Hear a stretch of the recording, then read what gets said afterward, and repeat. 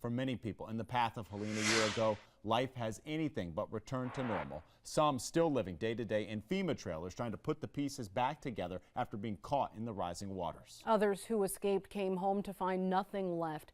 Such was the case for one family who lost a half a dozen homes on property they've had for generations. WBTV's Ron Lee went to Morganton to check in on their progress. A year after Helene hit, and many parts of Burke County are still broken. One family who lost 6 homes on their property are trying to rebuild, but it is a very slow, very painful process.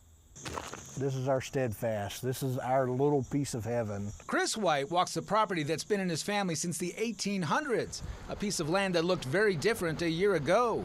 Over 40 years worth of memory here. Help is on the way. White oversees the Burke County 911 dispatch system and could only watch as Helene pounded the area, taking everything in her path, listening to the horror people were going through on the other end of the line. There's telecommunicators in this state that listened and stayed on the phone with residents across the mountains, and it was the last voice they heard.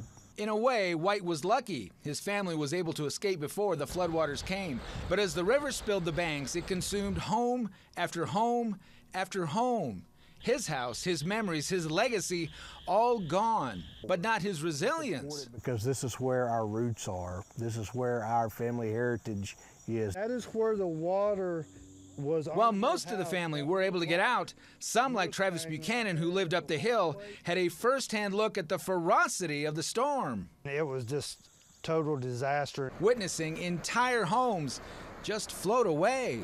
The houses started coming off their foundations, and everything started running into together. The structures smashing together like a stock car race. Some houses are still missing, washed away by the anger of Helene. I had family members just lose everything. Days later, when the family did come home, there wasn't much to come back to. Just slabs of concrete where memories once stood. Yeah, it still hurts. But White says it's not time for remorse, it's time to rebuild. Work crews were adding to the hundreds of hours family members have already put in to restore what was taken, making sure their children will raise future generations on this land and preparing for the day when the monster wakes up again and the floodwaters return.